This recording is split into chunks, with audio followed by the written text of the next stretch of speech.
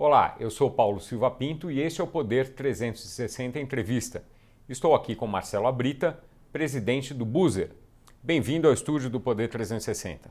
Obrigado pelo convite, Paulo. O Buzer faz a mesma coisa que o Uber faz com carros? Faz com ônibus a mesma coisa que o Uber faz com carros? A comparação é semelhante porque a gente conecta o consumidor diretamente a um prestador de serviço. A diferença começa no ponto de que, ao contrário do Uber, que tem um microempreendedor individual com o veículo próprio, no nosso caso, o ofertante no mercado são pequenas empresas que geralmente já faziam isso há muitos anos. Então eram operadores de turismo, que faziam viagem de romeiros, viagem de turismo, que agora tem uma nova fonte de renda para poder explorar. Tem alguma empresa com um ônibus só ou não? Elas têm mais de um ônibus? Não, até é regra do governo que uma empresa para operar nesse mercado tem que ter pelo menos 2 ônibus. E aí a maioria tem 4 a 10 ônibus. Quanto sai o preço da passagem para o consumidor comparado com as outras opções de viagem? Como é que a gente funciona? A gente conecta um grupo que quer fazer uma mesma viagem, aí através do nosso aplicativo, esse grupo aluga um ônibus de uma empresa de turismo e divide o preço. Então, o valor varia, dependendo de quão cheio tiver o ônibus. Mas, na média, fica 50% mais barato. Em alguns casos, 60%. Quantas viagens vocês fazem atualmente? Hoje, em média, 1.600 passageiros por dia. E esse número vem crescendo 5% a 10% por semana. Por semana. Existe há quanto tempo a empresa? A empresa tem 2 anos, mas que a gente começou a crescer de forma mais acelerada foi em março de 2018, então 1 ano e meio. Por que naquele momento teve um crescimento tão grande, você sabe dizer? Porque naquele momento a gente começou a empregar o capital da primeira rodada de investimento que a gente recebeu de fundos de investidores em tecnologia e etc. E aí foi possível fazer que tipo de investimento? Foi possível fazer investimento de marketing, né, para divulgar melhor o nosso serviço, porque como é uma coisa que depende do usuário para a viagem acontecer, depende do usuário solicitar uma viagem, outros usuários veem aquela solicitação e se juntam ao grupo. A gente precisava de mostrar para as pessoas uma alternativa, né? E esse mercado de viagens de ônibus tem muito tempo que não tem nenhuma mudança. Então as pessoas ficavam às vezes desconfiadas. O preço era tão baixo, as pessoas às vezes achavam que um ônibus era de má qualidade. E a gente teve que fazer esse trabalho de comunicação mesmo. E por que é possível oferecer um serviço de qualidade a preço baixo? Os preços das viagens convencionais estão muito inflados? Eu acredito que sim, porque o que a gente faz não tem segredo, é exatamente o que eu te falei. A gente reúne o grupo, pergunta para a empresa quanto ela quer cobrar e divide. E essa matemática simples dá metade. E ainda sobra, inclusive, é claro, para a nossa empresa ter uma remuneração nisso aí, que é uma comissão pelo negócio que a gente leva para o operador. E dá metade do preço. Eu acho que isso é uma consequência de 70 anos sem inovação e mercado muito pouco competitivo. Nas rodoviárias, quase sempre é apenas uma empresa que faz uma conexão. E aí o preço fica caro, né, pela falta de escolha. Como é a questão regulatória nesse mercado? Existem dois setores do mercado. Tem o transporte regular das rodoviárias e o transporte dos operadores de turismo. O interessante é que os dois têm basicamente as mesmas regras quanto à segurança. Então, exames periódicos, né, nos veículos, exame toxicológico do motorista. Vocês fazem essas coisas todas? O governo obriga o prestador a fazer e nós verificamos se foi feito. Tá certo. Então, no aspecto da segurança, são exatamente as mesmas regras do governo, mais as nossas. Então, todos os nossos veículos têm inspeção veicular nossa, tem GPS nosso, a gente tem canal de WhatsApp para atender os usuários, temos um seguro da nossa empresa, além do seguro da empresa operadora. Então, no aspecto da segurança é isso. E no aspecto regulatório da viagem de turismo, você tem que a cada viagem declarar essa viagem para o órgão regulador. Você tem que falar qual motorista, qual veículo, quais passageiros, de onde você sai, que horário, para onde você vai, que horário você volta. E vocês fazem isso? A gente faz tudo isso para todas as viagens em todos os estados. Isso refuta qualquer argumento de transporte clandestino que às vezes é apresentado contra nós por associações de interesse que estão no mercado regular.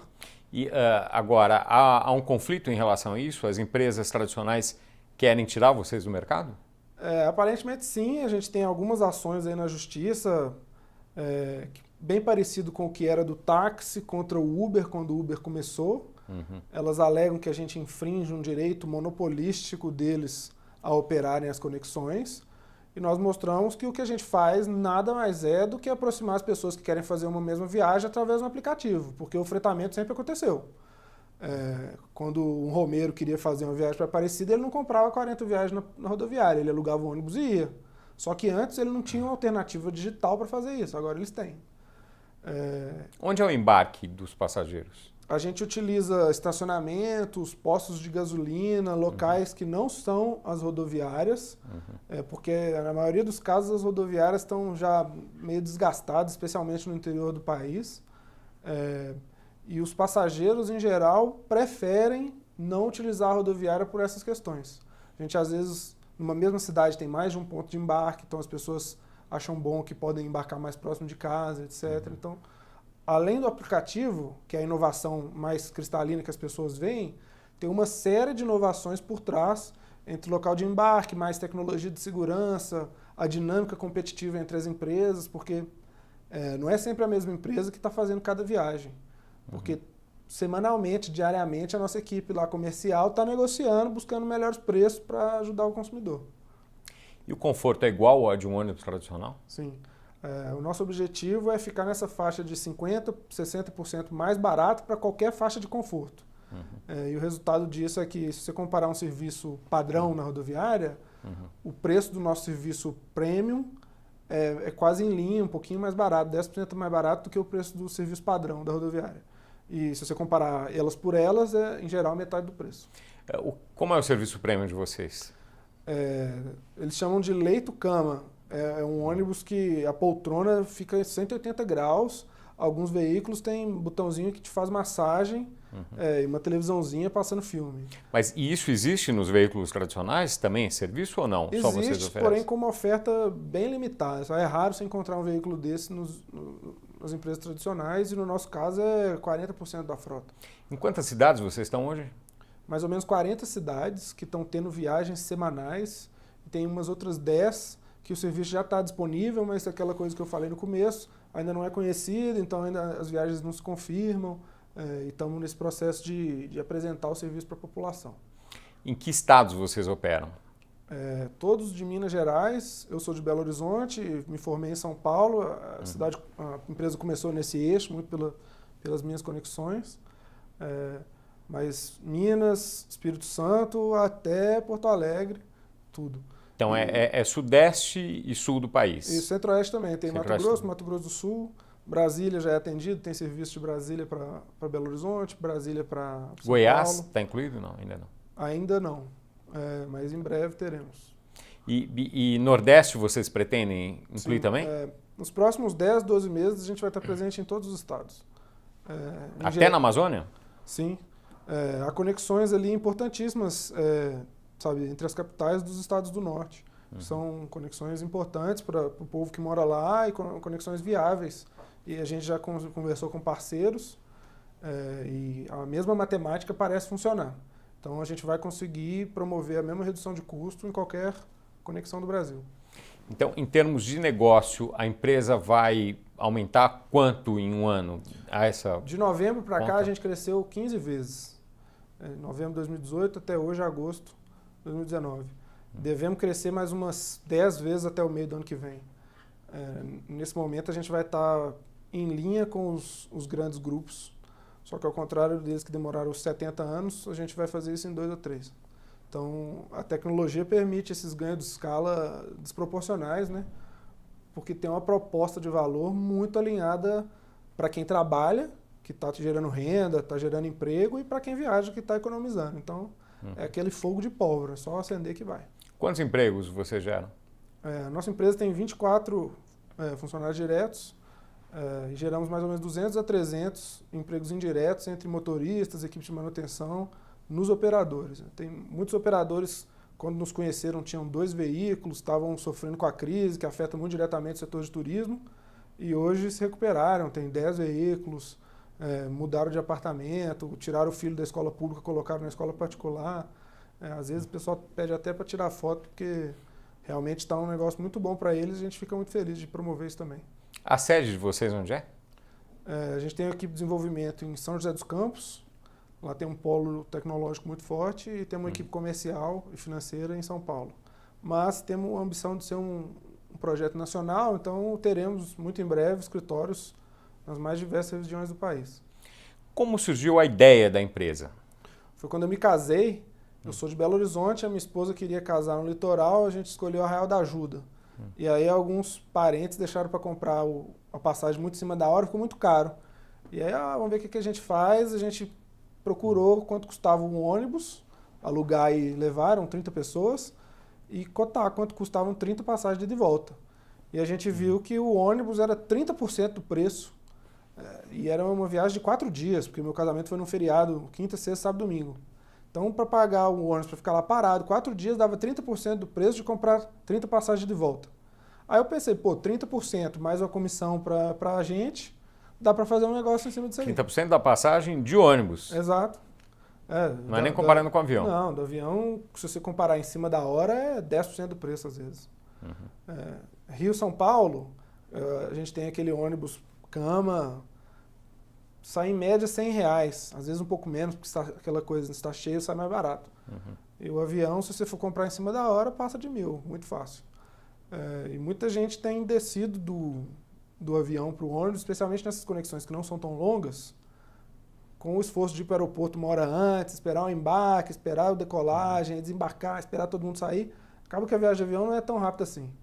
No caso de vocês, dá para chegar com quanto tempo de antecedência? 5 minutos, porque o embarque de ônibus é muito rápido, entendeu? Você chega lá, tem um processo de verificação do seu documento, etiquetar suas bagagens e embarca. E a gente é generoso, tem um contato WhatsApp, às vezes a pessoa está chegando, avisa a gente que está atrasado, preso no trânsito, como a viagem demora 5, 6 horas, não faz mal esperar 5 minutinhos para... A gente avisa os outros passageiros e espera. Então, é muita inovação. E dá para comprar em cima da hora a passagem? Não muito em cima da hora, porque a gente tem que cumprir aquele processo de... De ter o quórum mínimo para a viagem? Do quórum mínimo sim, mas de tirar a licença, de declarar a viagem nos sistemas do governo, etc.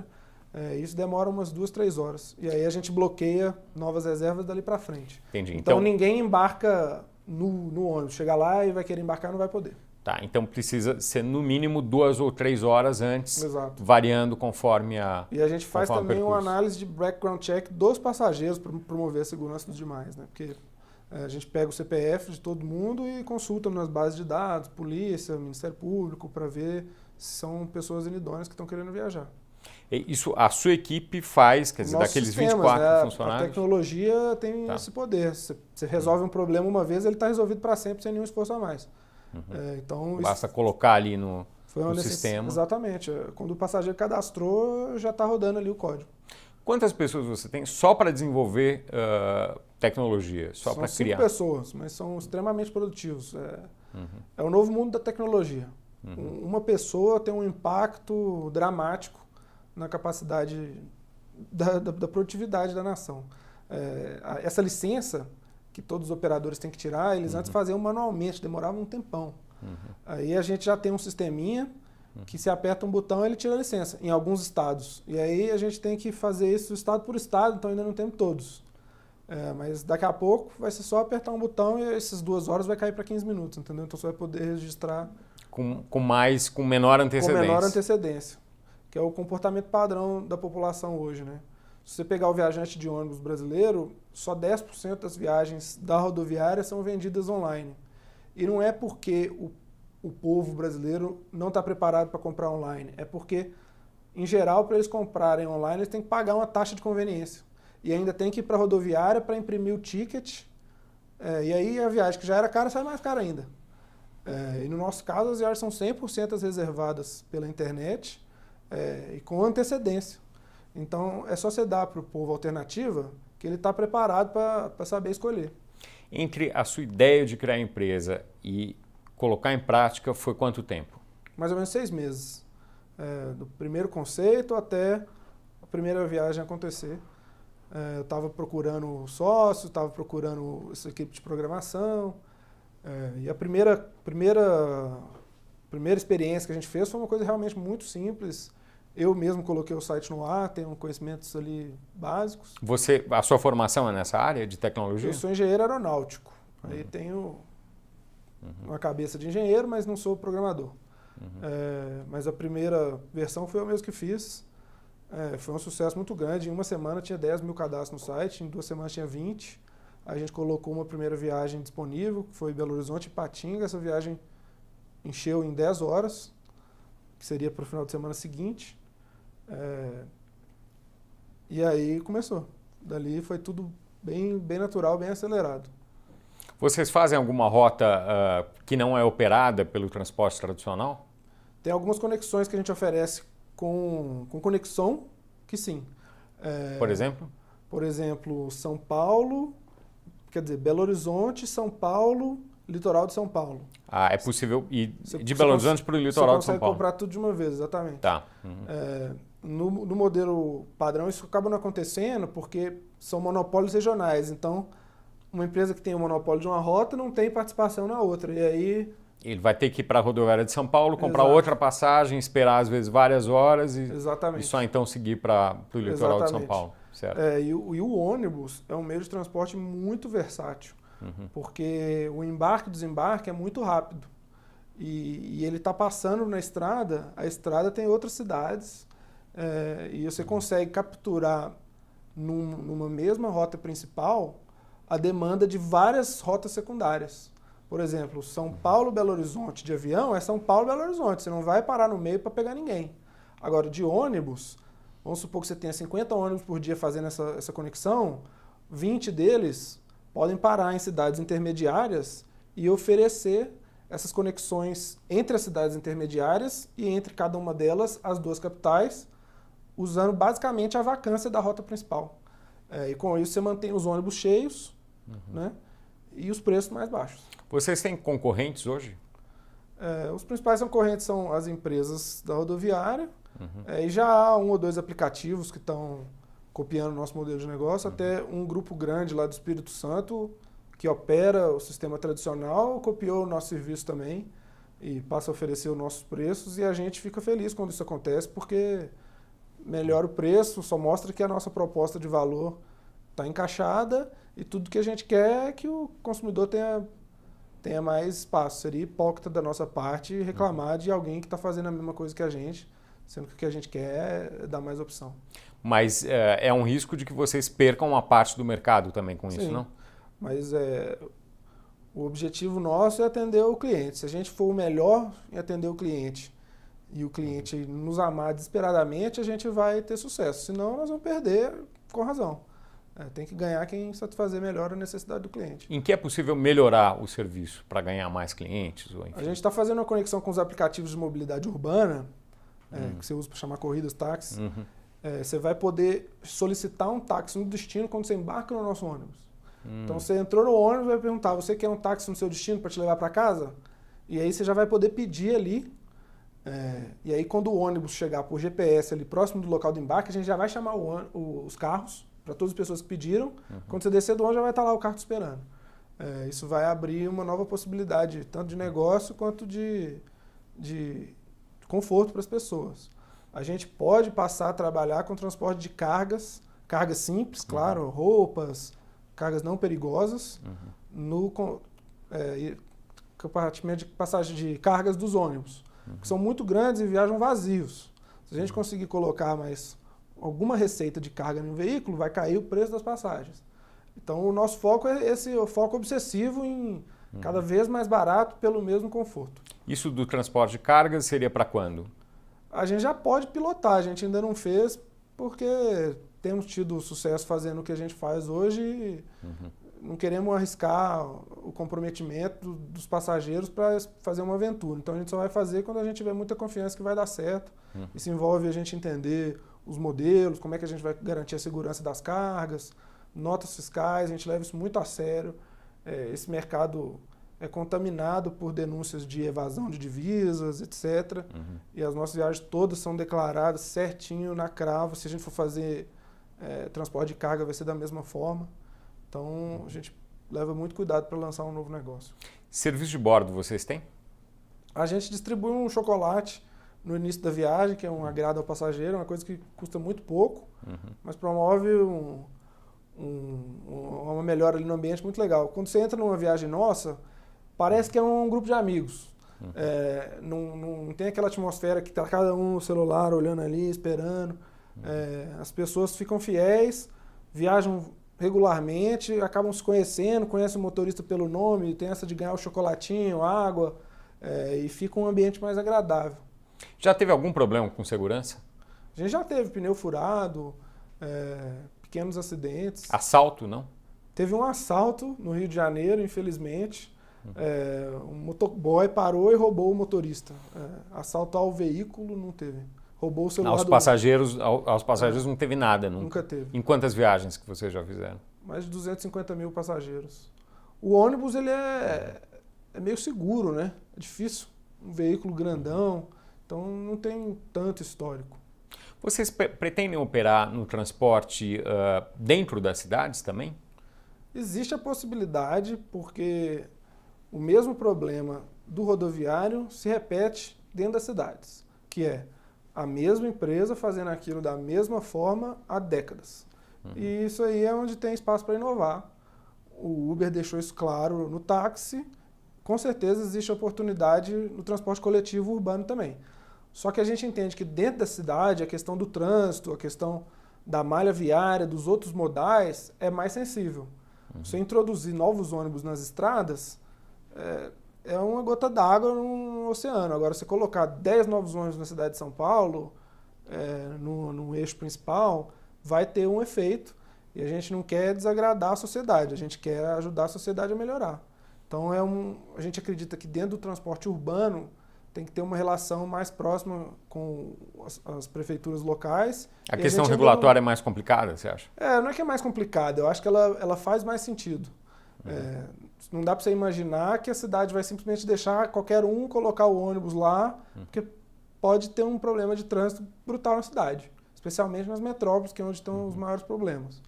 Agora, que tem espaço para inovação, isso a gente não tem dúvida. Seja por pagamento, por reconhecimento facial, para acabar com as fraudes, contagem de passageiros digital para acabar com o reporting errado de número de passageiros, você monitorar de onde a pessoa está, para onde a pessoa vai, para você poder planejar melhor a malha. Inclusive, teve uma empresa americana que na verdade, uma empresa de Israel, chamada Via, que assumiu o transporte de ônibus escolares numa cidade nos Estados Unidos. Uma cidade pequenininha. E o que ela fez? Eu vou melhorar a rota, porque eles tinham lá onde estavam os estudantes e onde estão as escolas.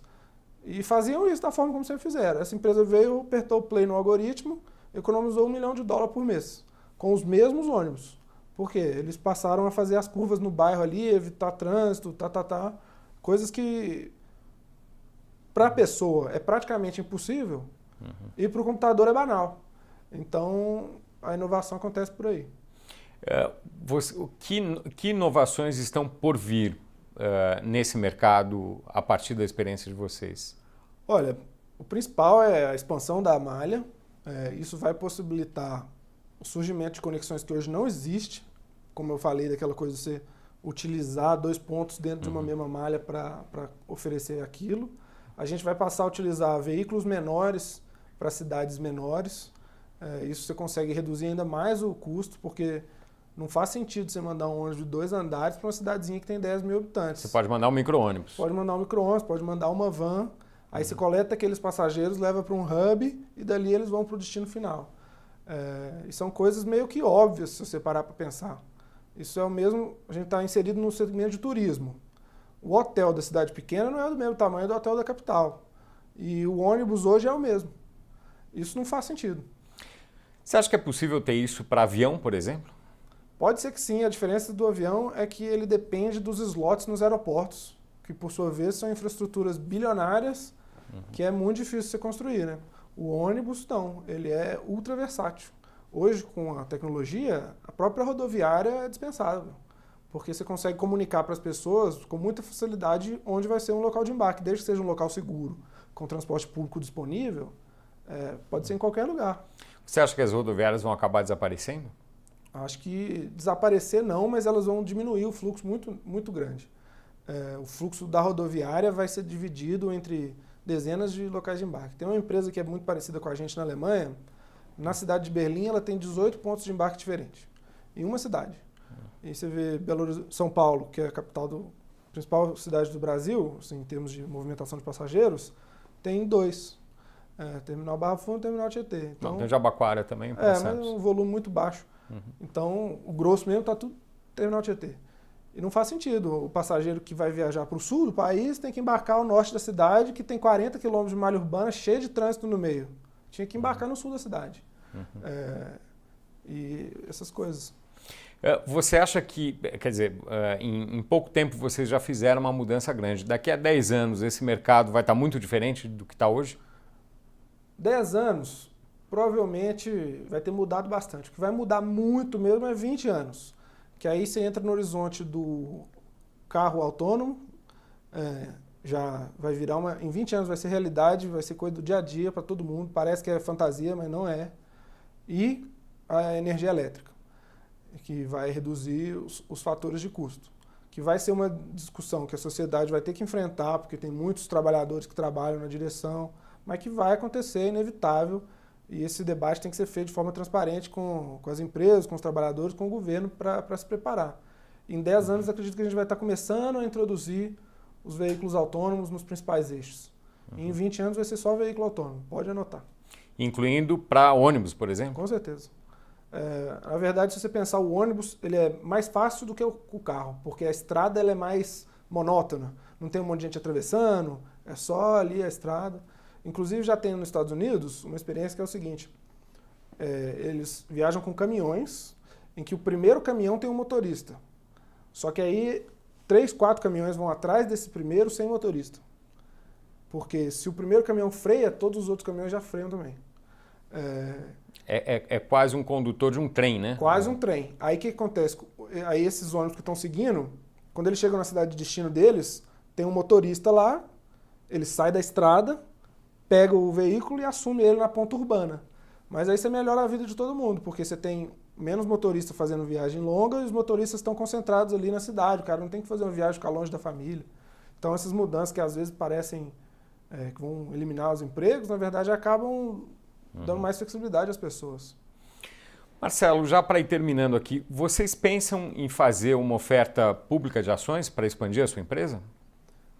Hoje a gente está bem tranquilo quanto a capital. O mercado brasileiro está, digamos que, passando por uma revolução no setor de investimento em tecnologia. E o que tem acontecido é que as empresas têm deixado bem para frente uma oferta pública e têm captado dinheiro em ofertas privadas, com investidores selecionados, à medida que elas vão amadurecendo. A gente recebeu o aporte da Monax, que investiu na 99 Táxi, da Valor Capital, que investiu na Gympass, da Yellow Ventures, que é do fundador do iFood, e da Canary, que é dos fundadores da Loft e da Print. E esses grupos nos dão acesso a outros investidores ainda maiores e que estão dispostos a investir na transformação desse setor no Brasil. Então pode ser que a gente faça uma oferta, mas isso ainda está 4, 5 anos para frente. Daqui até lá a gente deve se manter com os investidores que entendem, né, essa dinâmica de alto crescimento e investimentos ousados. Capital não é um problema para vocês hoje? Capital não é um problema para nenhum projeto de qualidade no Brasil hoje. Está muito disponível para projetos que estão crescendo. Se está crescendo 5 a 10% por semana, alguma coisa de bom você está fazendo para o consumidor.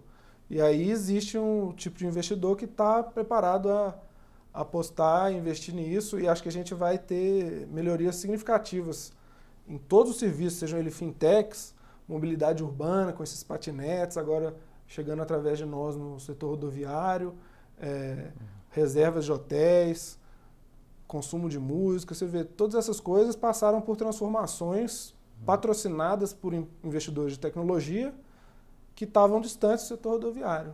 E agora a gente está trazendo isso. Marcelo Abrita, muito obrigado por essa entrevista ao Poder 360 que chega ao fim. Obrigado, foi muito legal.